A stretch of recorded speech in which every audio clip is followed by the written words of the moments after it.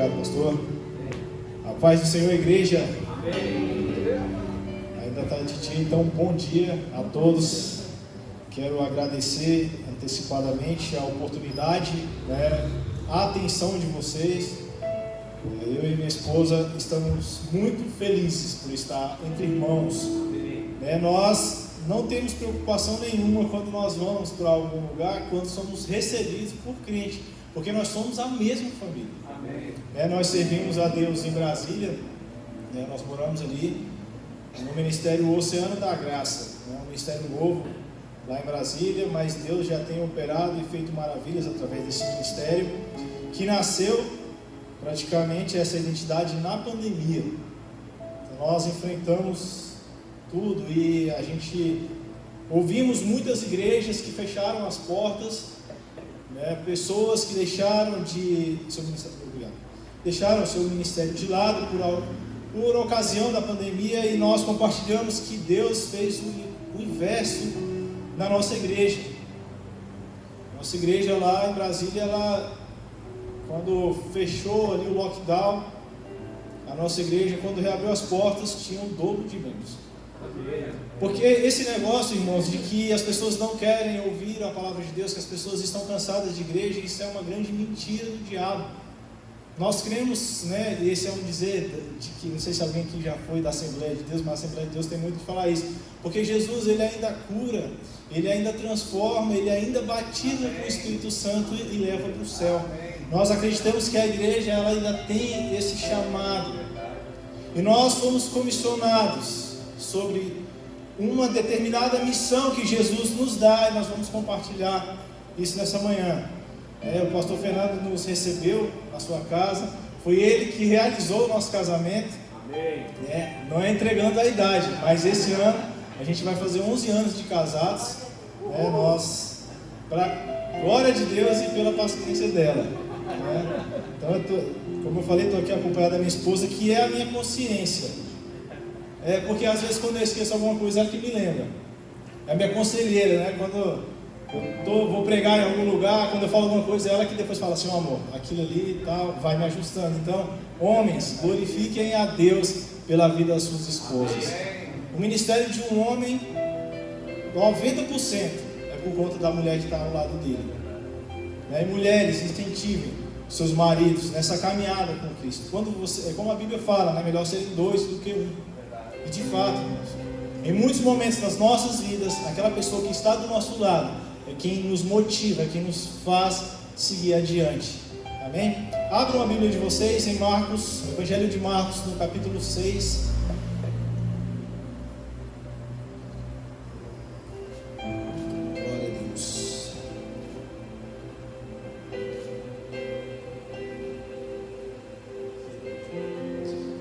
E é como eu sempre gosto de declarar: Deus é bom o tempo todo.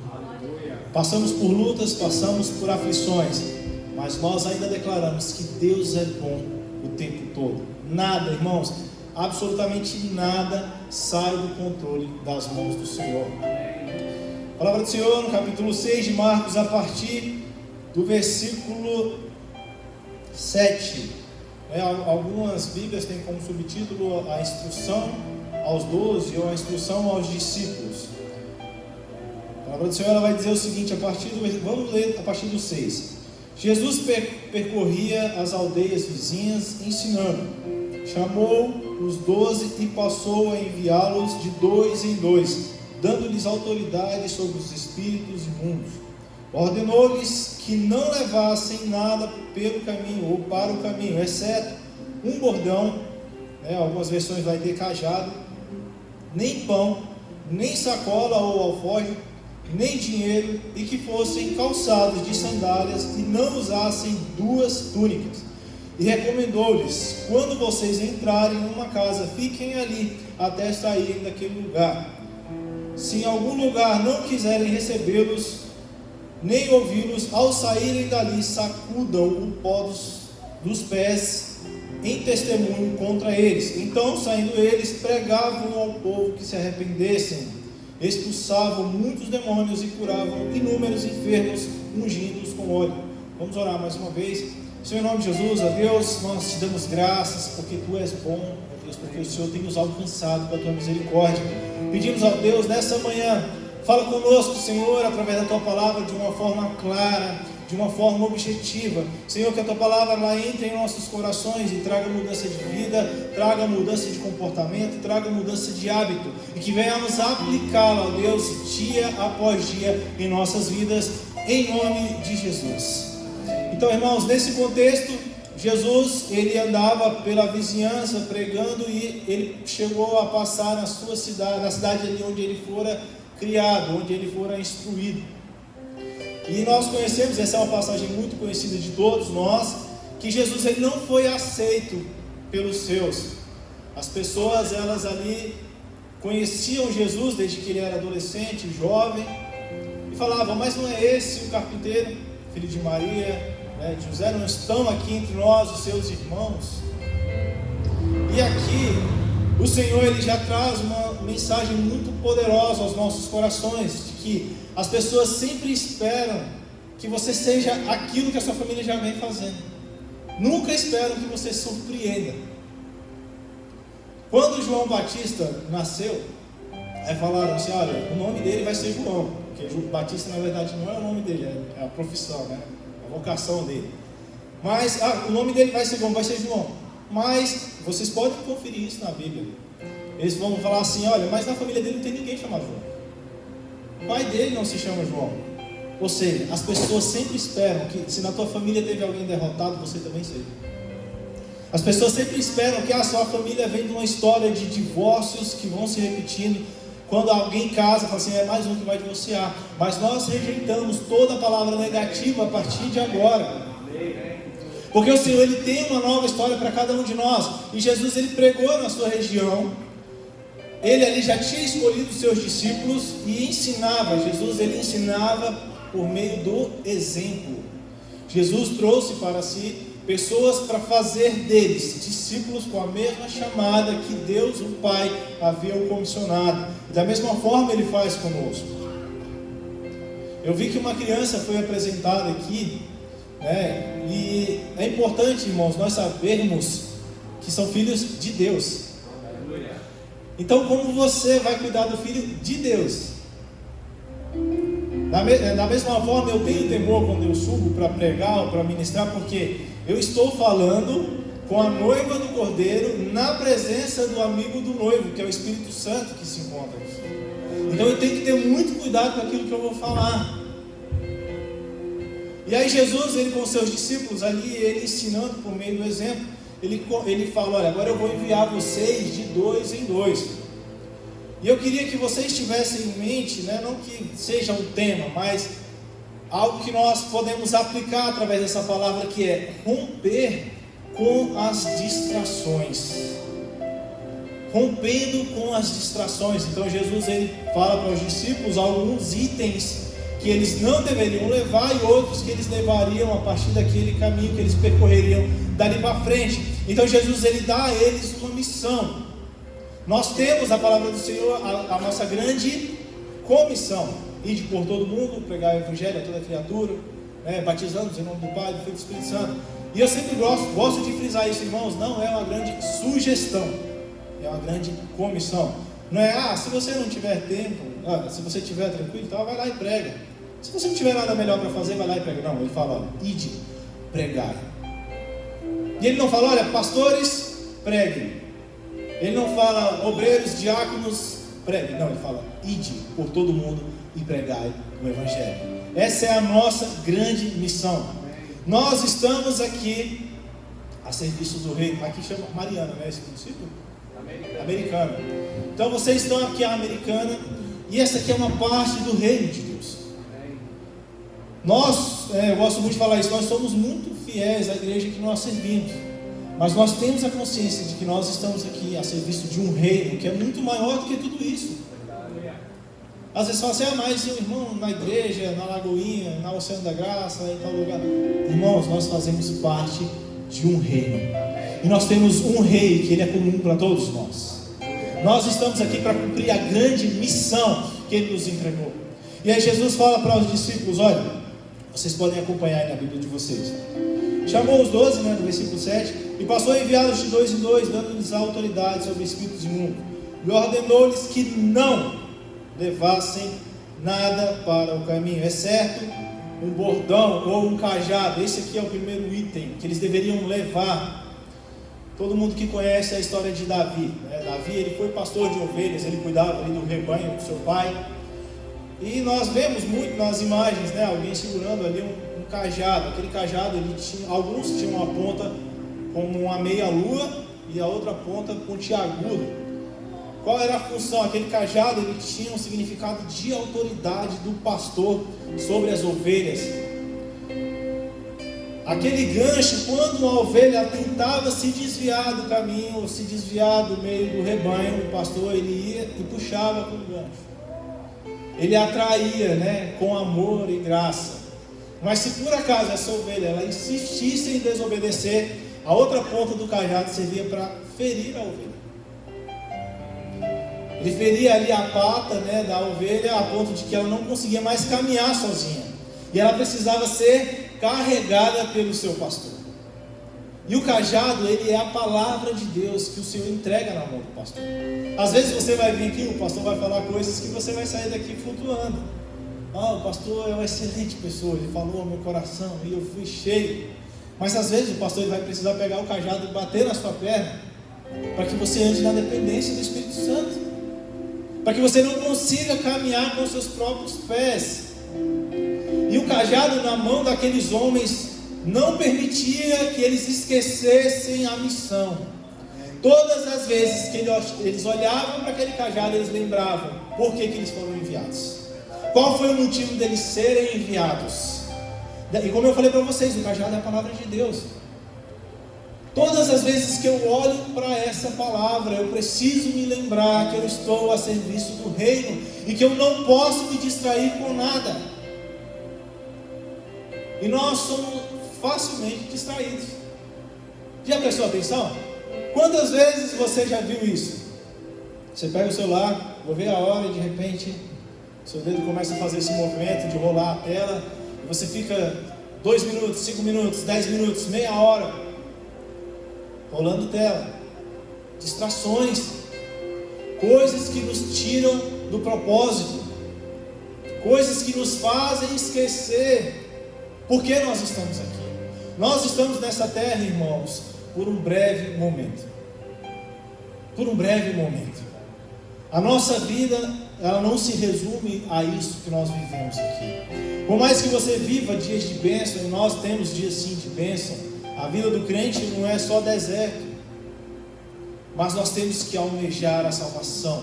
O nosso destino é o céu. A nossa bendita esperança é que o Senhor virá buscar a sua noiva. É que o Senhor virá buscar a sua igreja. E nós precisamos todos os dias acordar e agradecer a Deus. Falar: Senhor, renova em meu coração essa bendita esperança, porque eu quero te encontrar. Eu quero estar na tua presença.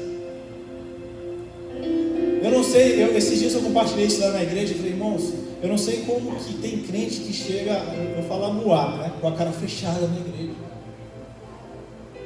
Você tem a salvação. Se alegre por isso. Se alegre por isso. Leve a salvação a outras pessoas. Jesus, ele comissionou os discípulos e falou: olha, vocês vão levar a salvação a outras pessoas. Quando você vai em um shopping ou num restaurante, você come uma excelente comida, ou você assiste um excelente filme. Quando você sai dali, você quer contar para todos os seus amigos: cara, tal filme, assiste, você não vai se decepcionar. Vai em tal restaurante, a comida é excelente. Jesus tem que ser da mesma forma.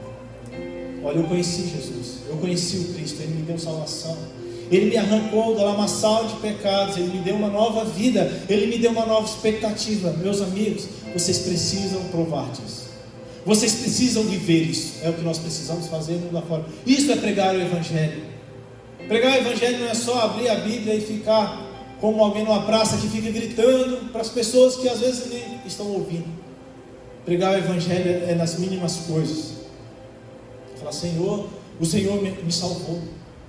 Olha a sua condição, olha a condição que você tinha. Eu não sei se é o caso de vocês, mas eu não nasci numa igreja, não nasci num berço evangélico. Os meus pais se converteram, eu ainda era criança. Mas eu passei e vi muitas coisas na vida. Eu cresci, eu sou nascido no Maranhão, minha vida é mesmo assim, nasci no interior do Maranhão, fui registrado na capital, moro em Brasília, ali na região de Brasília, desde os 8 anos de idade. E eu vi muitas coisas, eu vi muitos amigos meus de infância serem mortos. Em um ano eu perdi mais de 12 amigos da escola, da minha rua, que foram mortos ou pela polícia ou mortos por outros bandidos, porque tomaram o caminho errado. E eu estou vivo, eu preciso agradecer a Deus por isso. O Senhor me alcançou, Ele alcançou a minha casa, Conheci a igreja muito cedo. Eu fui através de uma aula de violão, fui músico durante muito tempo, de que não sou mais músico, porque eu não toco, já tem mais de ano, vai fazer um ano que eu não toco. Mas o Senhor me alcançou, o Senhor te alcançou. Conte as bênçãos, relacione as bênçãos. Eu desafio você um dia a fazer isso. Chega na sua casa, pega um papel e começa a escrever todas as bênçãos que você tem recebido. Você vai ficar surpreso com o quanto o Senhor já tem te abençoado. Quando você pensar em reclamar, escreva numa folha quantas bênçãos o Senhor já te deu. Na hora você vai cessar a sua murmuração, falar: eu sou um bem-aventurado na presença do Senhor. Então aqueles homens, eles caminhavam com esse cajado que os fazia lembrar a missão, que os fazia lembrar o propósito do chamado. E aí ele dá prosseguimento, ele fala: olha, não levem pão. Mas não levem, vou comer o quê? Crente, ele tem dessa, quando chamam para algum lugar, a primeira coisa que ele pergunta é se vai ter lanche. Mas vai ter lanche? Eu já sou novo, mas eu estou na idade que eu pergunto se vai ter lanche, se vai ter lugar para ficar sentado. A gente esses dias levou os adolescentes no negócio lá, e aí, meu Deus, onde que é o bingo aqui? Eu quero ficar sentado com os senhores aqui no bingo. Mas aí ele fala: olha, não levem pão. E pão, o pão, ele era o alimento básico daquele povo, fazia parte da cesta básica deles. E nós nos preocupamos muito, nós nos distraímos muito tentando fazer o trabalho de Deus, que é prover o pão. Eu penso o povo lá no deserto, atravessando ali o deserto, o povo de Israel, e todos os dias o Senhor, ele trazia o maná do Senhor, todos os dias. A Bíblia não fala se teve algum dia que não teve, todos os dias. E eles tinham roupas que acompanhavam. A criança que saiu lá com 8 anos, lá com 48 anos, ele estava com o mesmo sapato, com a mesma roupa. E o pão que era todo dia trazido, será assim, algum dia eles falavam: acho que de repente hoje Deus não vai mandar o pão, acho melhor eu plantar aqui, começar a cultivar o trigo. Não, eles sabiam que Deus ia prover. E nós temos essa experiência. A Bíblia fala que a experiência, ela traz fé a nós. Por quê? Você já viveu situações em que Deus fez um milagre. Por que Ele não vai fazer novamente? Vocês esperam, o casal que estava aqui testemunhou sobre isso, vocês viram já Deus operando milagres, de pessoas que esperaram por muitos anos e veio o filho. E eu falo para vocês, hoje a história de vocês edificou a minha vida. Porque eu e minha esposa, nós tentamos filho há 5 anos. E o Senhor ainda não mandou. Mas nós confiamos que Deus é bom o tempo todo e que Ele vai operar um milagre. Então isso que acontece na vida de vocês, que aconteceu na vida de vocês, que acontece na vida de outras pessoas, serve para edificar a nossa fé. E aí Jesus fala assim: olha, não leve o pão, pode deixar que eu vou sustentar vocês. Então o Senhor, Ele te chama para uma missão. Não precisa se preocupar, irmãos. Aquele que te comissionou, Ele garante o sustento. Aquele que te comissionou, Ele te garante a vitória, porque nenhum plano de Deus é frustrado. Nenhuma missão que o Senhor, Ele idealiza, ela para pelo meio do caminho. Ele completa a sua missão. Se o Senhor tem te chamado, jovem, adolescente, para pregar na sua escola, na sua faculdade, no seu trabalho, confie, porque a obra é o Senhor que faz. Jesus não falou para os discípulos: olha, vocês vão fazer uma missão de vocês, vocês vão fazer algo de vocês. Ele falou: não, vocês vão cumprir a minha missão. E nós temos que ter esse entendimento. Ele quem garante, é Ele quem garante a vitória. nós vemos a total dependência de Deus. E esse texto que eu estou pregando hoje, vocês já devem ter ouvido N vezes. Mas quando eu falo de romper com as distrações, é porque algumas coisas não é que nós não entendemos, mas por alguma distração, o diabo ele roubou isso dos nossos corações. E meditando nessa palavra, o Senhor ele falou no meu coração que quando o povo atravessava o deserto, eles viveram milagres. Você vê que quando as pessoas chegaram na terra prometida, não tinha essa história mais da roupa ser a mesma. Eles não viam o maná cair do céu, eles não viam a água brotar da rocha, porque o milagre ele acontece no deserto. O milagre ele acontece no processo. Não adianta eu querer chegar na terra prometida sem passar pelo deserto. O deserto ele é a escola na vida do crente. E eu não quero ser portador de más notícias, irmãos, mas eu vou te dizer uma coisa: se o dia mau não chegou ainda, ele vai chegar. E eu falo isso para te preparar. A gente passa por situações que nós olhamos e falamos: meu Deus, como pode? A Bíblia fala que o homem não é justo, maldito é o homem que é justo aos próprios olhos. Mas meu Deus, eu merecia isso, eu merecia aquilo outro. E Deus, ele fala: olha, eu quero te ensinar algo a partir disso. Eu quero que você saia aprovado. A prova, você só passa da prova quando você é aprovado. Eu não sei se alguém aqui está nessa época de vestibular, estudando para o Enem e tudo mais. Você só pode falar assim: eu passei, quando você é aprovado. Se você é reprovado, você não passou ainda. Então, se você tem passado uma situação em que o Senhor tem te provado, a sua oração tem que mudar. Não é simplesmente: Senhor, me livra da prova, me livra da prova. Não, Senhor, me ensina com essa prova. O que eu preciso aprender a partir daquilo que o Senhor está me permitindo viver? Aí sim, aí você vai sair da prova, mas você vai sair aprovado, para a honra e glória do nome do Senhor, amém? Glória a Deus. E aí ele fala: olha, não levem. Aí ele fala: não levem um pão. E depois ele fala: não levem sacola ou alforje, uma bolsa ali que eles usavam para armazenar as coisas, para levar os seus utensílios. As mulheres aqui, eu vou perguntar direto para vocês, para não parecer que é marcação. Das mulheres que usam bolsa, quando você para fazer ali uma limpeza na sua bolsa, tem ou não tem coisa que está lá há mais de um ano, você nunca pegou? Quase todas têm clips de papel. Tem um papel de Trident, são itens básicos, E aí você percebe, você carrega uma mochila. Quem aqui, não sei se alguém que serviu o exército, mas lá no exército a gente carregava uma mochila, na época que eu estava lá, pesada, a mochila às vezes pesava ali 40 quilos, dependendo do que estivesse carregando, com armamento e tudo, 60 quilos. E aí você só leva o que? O necessário. Aí Jesus fala assim: olha, não leve uma bolsa, porque se você tiver bolsa, você vai acumular coisas que você não precisa. E durante muito tempo você carrega uma mochila, às vezes, quem é estudante, você leva um livro que nem vai ter a matéria naquele dia, e aí você chega à conclusão de que você fez esforço com coisa que era inútil na sua vida. E nós precisamos aprender isso através da palavra do Senhor. Jesus fala assim: olha, não pega o seu tempo, não pega as suas forças e gasta com coisa inútil. Leve o necessário, foque no necessário. Quando a gente fala de romper com as distrações, é inevitável que nós liguemos isso à questão do foco, e hoje se fala muito disso.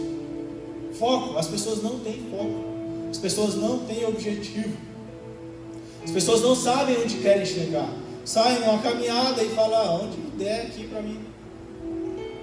Quem não sabe onde quer chegar, qualquer lugar serve. Essa é uma frase muito falada. Jesus fala: olha, vocês têm um objetivo. Na bolsa, no alforje, vocês vão carregar coisas que vocês não precisam, vocês vão gastar a sua energia, o seu tempo. Eu falo muito isso para os jovens e adolescentes, como nós lideramos nessa faixa. Nós falamos: olha, não perde tempo com coisa desnecessária. Em Brasília, vocês devem saber disso, Brasília é o que manda, é concurso público. Lá tem concurso toda semana. Concurso Polícia Federal, Polícia Rodoviária Federal, Senado, Câmara dos Deputados, e por aí vai. O pastor viveu muito tempo lá, sabe disso. E eu falo: olha, você quer passar no concurso? Para de ficar perdendo tempo com série. Para de ficar perdendo tempo com o aplicativo do celular. Para de ficar perdendo tempo com o jogo. Não sei se aqui é uma realidade, mas em Brasília pessoas têm quebrado empresas por conta de jogo no celular. Eu conheço uma mulher que perdeu 70 mil reais em uma semana. Você fala, mas, né, e o que eu sempre falo, o pior do jogo não é perder. O pior do jogo é ganhar, porque a pessoa pensa que vai ganhar toda vez. Famílias têm acabado por conta de jogo do celular. Casamentos. Eu vi um estudo que falava que divórcio tem acontecido muito mais por questão de redes sociais e jogos do que por traição. Então as pessoas perdem tempo, demandam tempo nisso. Quantas vezes você já presenciou isso? Você acorda de manhã, de repente, a primeira coisa que você faz é pega o celular. Você vai observar isso a partir de hoje, eu espero que sim. Já prestou atenção que quando você levanta e você passa seus primeiros minutos no celular, o seu dia ele é totalmente improdutivo? Dá 10 horas da manhã, você fala, já estou cansado, já não aguento raciocinar. Por quê? Você já gastou, o seu corpo ele gasta energia para pensar. Você já gastou o que você tinha de produtivo no celular. Algo inútil. Não estou dizendo que, no meu caso, meu celular ele é muito útil. Eu trabalho toda hora, tenho que atender alguém, tenho que falar com alguém. Mas o diabo ele tem criado distrações. Coisas que nos tiram do foco, coisas que nos tiram do propósito. E nós acabamos nos tornando pessoas frustradas, porque nós não alcançamos aquilo que nós queremos. Por quê? Porque não nos esforçamos. A palavra do Senhor, ele fala para Josué, olha, seja forte, corajoso. Esforça-te, eu estou contigo. Ele não inverte as coisas, ele fala assim, eu estou contigo e se você quiser, não precisa nem se esforçar, porque eu estou contigo. Nós temos esse pensamento, né? O Senhor está comigo, então eu não preciso. Não, ele fala, esforça-te, tende bom ânimo, seja corajoso.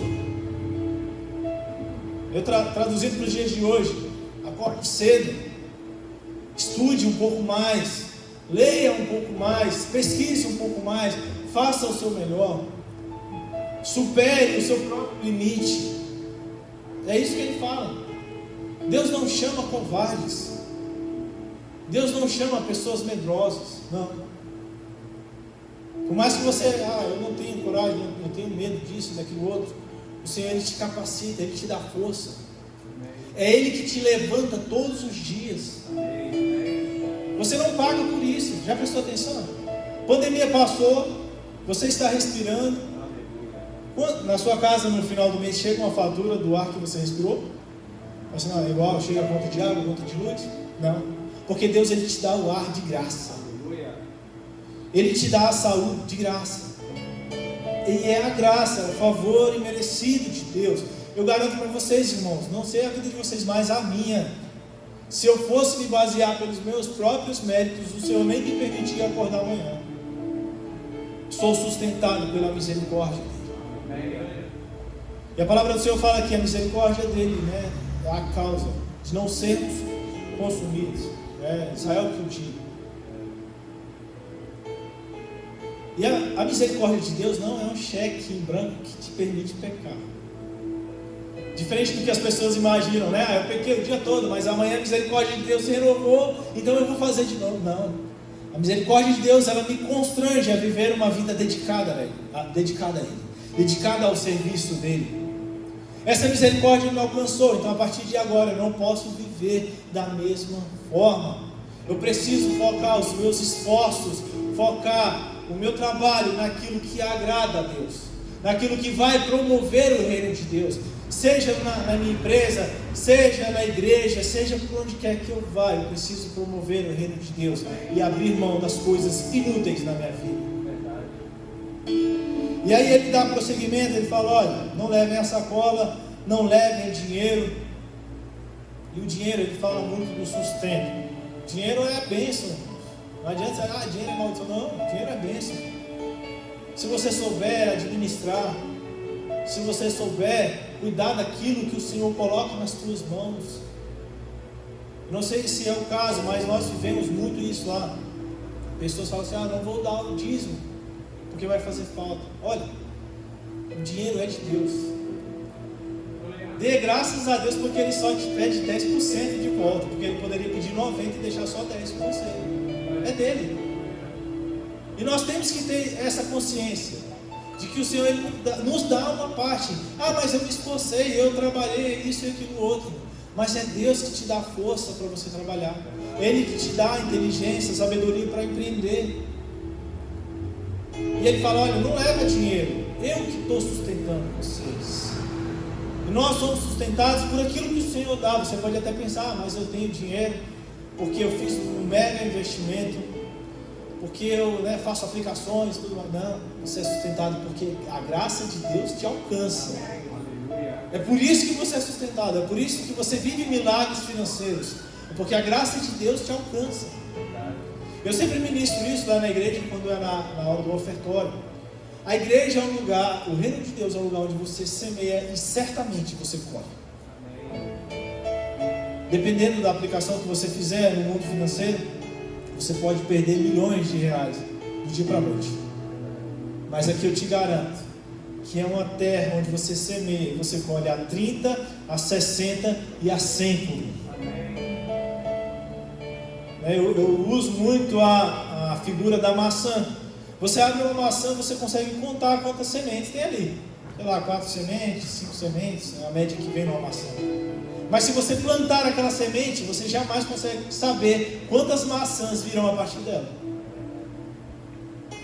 Porque isso é a graça superabundante de Deus. Você não consegue contar.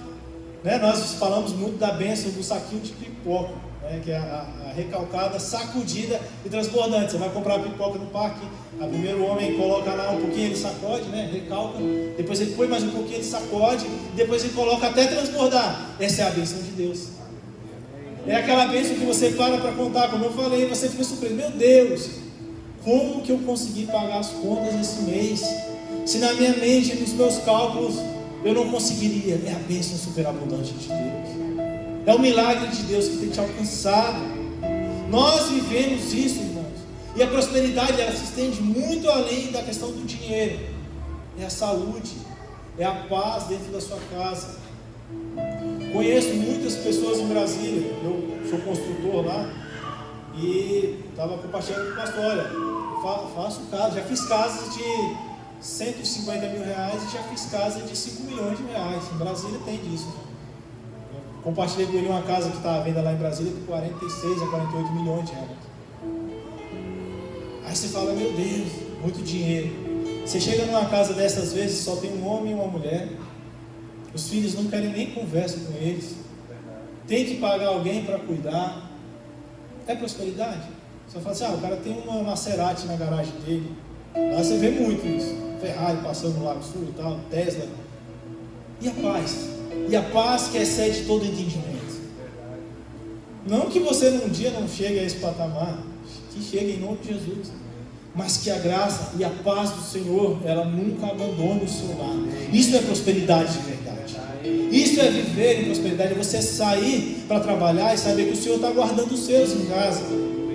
É você saber que mesmo com todas as ideologias que têm sido pregadas nos dias de hoje, mundo afora, os seus filhos não serão corrompidos por ideias malignas. Por quê? Porque o Senhor tem guardado a mente, tem guardado o coração dos seus filhos. E aí Jesus ele fala para os discípulos, olha, nessa questão do dinheiro, pode deixar que eu sustento vocês. Eu vou estar com vocês, eu vou guardar vocês. E a mesma promessa ela estende a nós no dia de hoje. Eu estou com vocês, não se preocupe, não crie ansiedade no seu coração, não sofra antecipadamente. Eu estou no controle. Vocês já pararam para prestar atenção que na maioria dos casos, quando nós estamos ansiosos, nós sofremos por algo que provavelmente nem acontecerá, que na maioria das vezes não acontece, e nós perdemos tempo, nós perdemos paz, nós perdemos a saúde por ficarmos ansiosos. E aí Jesus fala assim, olha, descansa. Tem uma passagem da palavra do Senhor que fala, aqui nos evangelhos fala sobre isso, que Jesus ele caminhava com seus discípulos no sábado, e eles passavam ali por uma plantação de trigo, e aí eles pegam aquele trigo e começam a debulhar e comer. E aí fala, mas como seus discípulos estão fazendo isso no sábado não pode trabalhar. E aí Jesus fala assim, eu sou o Senhor do sábado. Até do sábado eu sou o Senhor. E o que era o sábado para eles? Era o dia do descanso. Então quer descansar de verdade? Descansa no Senhor. É o que Jesus fala, ele fala assim, olha, descansa em mim. Descansa em mim. E você vai ter o consolo que você precisa. Jesus continua falando, ele fala, olha, vocês precisam andar calçados. Quem já teve a experiência de caminhar, fazer uma trilha descalço, vai saber como é ruim. Você vai pisando, a areia está quente, queima os seus pés, pedra demais, corta os seus pés. Eu tenho a experiência, a gente já foi duas vezes lá nos Lençóis Maranhenses, muito bonito. Mas depois de meia hora que você está pisando naquela areia quente, meu amigo, que não tem uma árvore para tu ficar embaixo, você fala assim, era melhor não ter vindo. E aí ele fala assim, olha, anda com seus pés calçados com sandálias, porque aí você consegue pisar firme, você consegue ter firmeza no seu propósito. Então se o Senhor ele colocou algo no seu coração, eu quero te dizer nessa manhã, se mantenha firme no propósito. Ande calçados na certeza daquilo que Deus colocou no seu coração. Não fica se desviando, tenha um objetivo. Persiga aquilo até você alcançar. Seja esforçado. Conheço muitas pessoas lá em Brasília que estudaram 5 anos para o mesmo concurso, até passar. Eu falo muito para os jovens e adolescentes, até quando eu tenho que estudar? Até você passar. Vai demorar 5 anos? Que seja, mas estude, se esforce até alcançar a sua bênção. Amém? Glória a Deus. E aí ele fala assim, olha, não levem 2 túnicas. Eu fiquei pensando, meu Deus, mas a túnica é a roupa principal dessas pessoas. E ele vai levar só uma. O que eu aprendo com isso, irmãos? Jesus fala, olha, vocês vão ter que criar o hábito de lavar a sua túnica no final do dia. É um bom hábito. Então, algo que você precisa fazer para romper com as distrações é criar bons hábitos. Você precisa mudar aquilo que tem dado errado. Como que eu quero alcançar resultados diferentes se eu continuo me comportando da mesma forma? É impossível. Então Jesus fala assim, olha, crie bons hábitos. Crie o hábito da leitura da palavra. Os muçulmanos, eles criticam muitos cristãos por conta disso. Eles falam, vocês têm uma Bíblia, vocês não leem a Bíblia. Vocês têm a palavra, mas vocês não. Para a gente ensinar João 3,16 para as crianças é um sacrifício, irmãos. Nós precisamos colocar a palavra de Deus dentro do nosso lar. Nós precisamos firmar a nossa casa na rocha. Quando Jesus fala assim, olha, o homem que construiu a sua casa, aquele que ouve estas minhas palavras e as pratica, eu vou assemelhá-lo ao homem que construiu a sua casa sobre a rocha. Mas nós temos que tomar cuidado com esse versículo que Jesus fala, as minhas palavras, ou seja, aquele que firma a sua casa, a sua família, naquilo que eu já falei, é um homem que firma a sua casa sobre a rocha. E você vai enfrentar dificuldades, sim, mas sua casa está firmada e ela não vai cair. Coloca a Bíblia na mente dos seus filhos. Injeta a Bíblia na mente dos seus filhos, dos seus adolescentes, dos seus jovens, sobrinhos, crianças da sua comunidade. Coloca a palavra do Senhor no coração deles.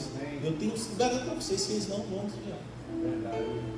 Uma vez eu falei algo para os irmãos lá na igreja, eles ficaram meio chocados. Eu falei, olha, o pai que leva o filho na escola dominical, nós temos lá, o pai que leva o filho na escola dominical ou leva na igreja, dificilmente ele vai precisar visitar o filho dele no presídio. Tem um pastor que trabalha conosco lá, que dirige os jovens, ele é agente penitenciário lá da Papuda, da famosa Papuda, né? Você pega a relação de nomes lá dos presos, a maioria é nome bíblico. Porque os pais da igreja não ensinavam a Bíblia para o filho. E o filho desviou. Então faça isso. Firme a sua casa sobre a rocha. Crie bons hábitos na presença do Senhor. E para finalizar, nós observamos no início desse texto que Jesus fala assim, olha, eu vou enviar vocês de 2 em 2. Sempre tenha com você alguém que te aproxima de Jesus. Sempre tenha com você alguém que seja mais santo do que você. Eu falo muito isso. Eu não ando com pessoas que não tenham algo a me ensinar. Nós precisamos nos aproximar de pessoas que nos aproximam de Jesus. Nós conhecemos uma história da palavra do Senhor, que Jesus estava em Cafarnaum e a casa estava lotada ali, as pessoas não conseguiam chegar perto, e de repente abrem o telhado daquela casa, 4 amigos descem, o 5º amigo naquela maca e o aproxima de Jesus. E eu te falo, as pessoas que você anda te aproximam de Jesus? E se nós invertermos a ordem, você seria aquele amigo que está na ponta da corda, que faz um esforço para aproximar alguém que precise de Jesus? Nós precisamos analisar como nós nos comportamos nesse sentido. A nossa vida tem que ser para aproximar as pessoas de Jesus. Nós precisamos andar com pessoas que querem Jesus. Primeiro Salmo capítulo 1, versículo 1, ele fala sobre isso. Bem-aventurado o homem que não anda no conselho dos ímpios, não se assenta.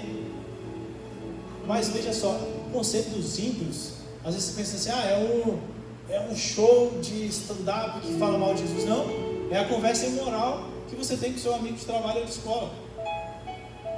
São os comentários que falam mal de Jesus na internet.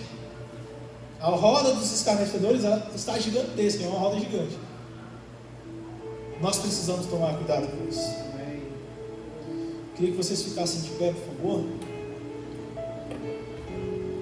Então, como eu falei para vocês, como o Senhor ministrou aos nossos corações, o diabo, o mundo, ele tem criado muitas distrações, muitas coisas para desvirtuar as nossas mentes e os nossos corações, nos tirar do propósito. Mas hoje o Senhor, ele quer fazer algo diferente na sua vida. Se você, no seu coração, sabe que algumas coisas têm te distraído, têm tirado você do propósito, têm tirado você da presença do Senhor, eu quero te convidar nessa manhã a colocar a mão na sua mente, aqui coloca a mão no seu cérebro, na sua cabeça, e você mesmo vai orar. E peça a mente de Cristo. Fala, Senhor, eu quero a mente de Cristo, eu quero saber o que eu estou fazendo. Quando Paulo ele fala assim, olha, vocês vão ali, vocês vão oferecer o seu culto racional. A gente não vem para a igreja como loucos, irmãos. Nós sabemos exatamente o que nós estamos fazendo aqui. Nós sabemos exatamente quem é o Deus que nós servimos. Nós o conhecemos. Nós não estamos aqui levantando as mãos, nos ajoelhando, orando para um Deus feito de madeira, feito de concreto. Não, nós estamos aqui servindo e louvando ao Deus vivo. Nós viemos aqui entregar a Ele. Talvez você saia daqui hoje e fale assim, mas eu não estou saindo cheio. Cara, quando você vem para a igreja, você tem que sair vazio de si.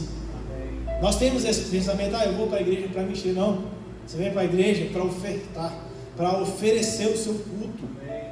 Nós não fomos feitos para olhar para nós. Daqui de onde eu estou, eu consigo ver todos vocês, consigo ver a expressão no rosto de cada um de vocês. O único rosto que eu não consigo ver aqui é o meu, porque eu não fui feito para olhar para mim, eu fui feito para olhar para o próximo. Essa é a nossa grande missão, e nós precisamos romper com as distrações. Põe a mão na sua cabeça e nós vamos orar nesse momento. Senhor, em nome de Jesus, ó Deus, te agradeço pela tua palavra, que é viva, que é eficaz, ó Deus, que traz mudança de hábito, de pensamento. Ó Deus, coloco diante de Ti a minha vida e a vida dos irmãos que estão aqui.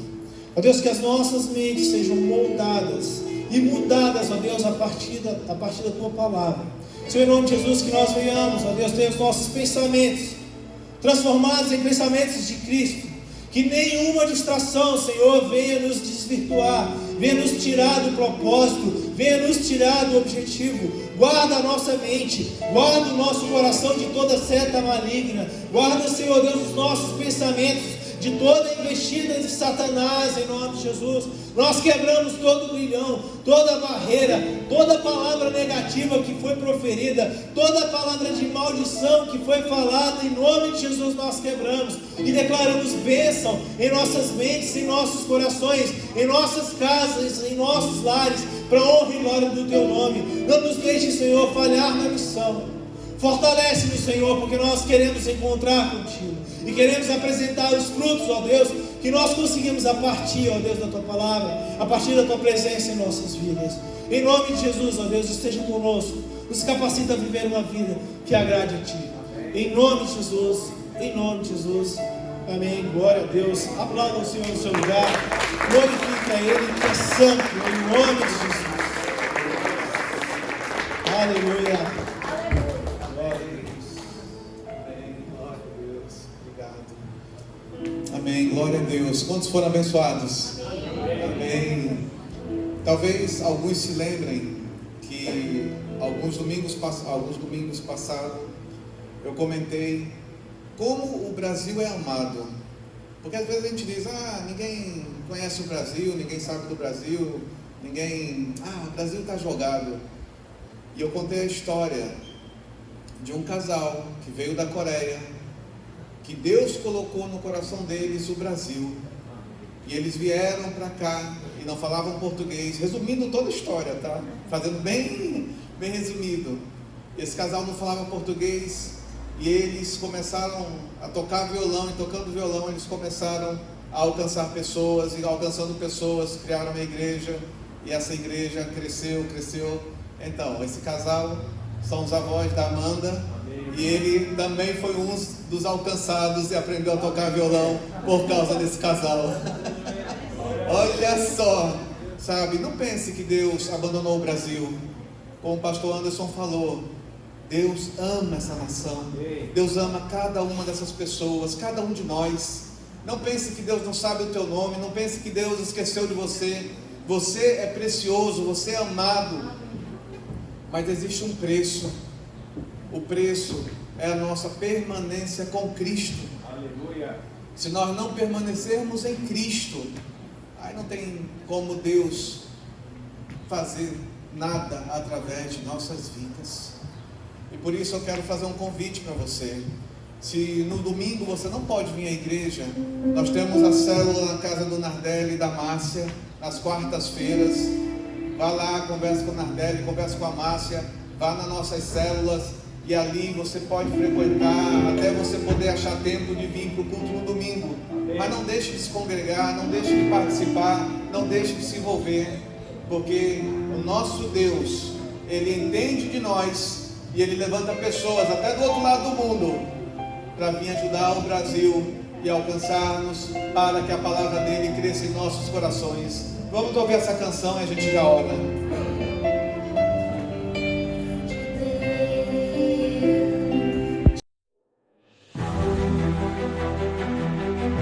Somos uma igreja viva, um povo acolhedor, uma comunidade de discípulos de Jesus que o ama, o adora e busca obedecê-lo. Queremos tornar a palavra de Deus conhecida a todos, para que o seu amor e salvação transforme vidas e corações. O anseio por servir faz parte da nossa maneira de viver e é expresso em inúmeros dos nossos projetos e iniciativas. Queremos ver o reino de Deus se expandir em todos os lugares, por isso não medimos esforços para pregar o Evangelho no templo, nas casas, nas comunidades, nas ruas, nas escolas, em São Paulo, no interior, no sertão, no Brasil, no mundo e até os confins da terra. Sabemos que formosos são os pés daqueles que anunciam o Evangelho. Entendemos o quanto o amor de Deus se materializa suprindo as necessidades dos vulneráveis e dos necessitados. Portanto, colocamos nossos ministérios, talentos, dons e recursos para servir em projetos sociais nos mais diversos lugares. Imigrantes, refugiados, pessoas em situação de rua, mulheres em situação de vulnerabilidade, crianças, adolescentes e tantos outros públicos são atendidos, recebidos nas incontáveis ações de socorro e acolhimento da nossa comunidade. Vivemos para sermos sal e luz nesta terra. Somos uma verdadeira família e queremos ter a nossa porta aberta para receber todos aqueles que querem desfrutar da transformação que o amor de Deus e o poder da sua palavra traz.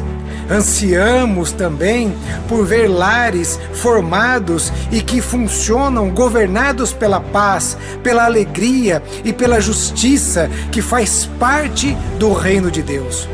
Somos uma comunidade compromissada em orar pelos países, territórios e pelos seus governantes, pois entendemos o quanto é feliz a nação cujo Deus é o Senhor. Enviar missionários e apoiar iniciativas de proclamação do Evangelho e da transformação que ele faz, isso pulsa o nosso coração. Nossa visão é acolher as pessoas para ensiná-las a viver como discípulos de Jesus, e para isso proclamamos a palavra de Deus. Ele, o Senhor, amou o mundo de tal maneira que enviou o seu único Filho para que todo aquele que nele crê não pereça, mas tenha a vida eterna. Essa é a mensagem que amamos. Esse é o Evangelho que cremos. Essa é a verdadeira e única razão de sermos simplesmente igreja. Sejam bem-vindos à Igreja Batista do Povo.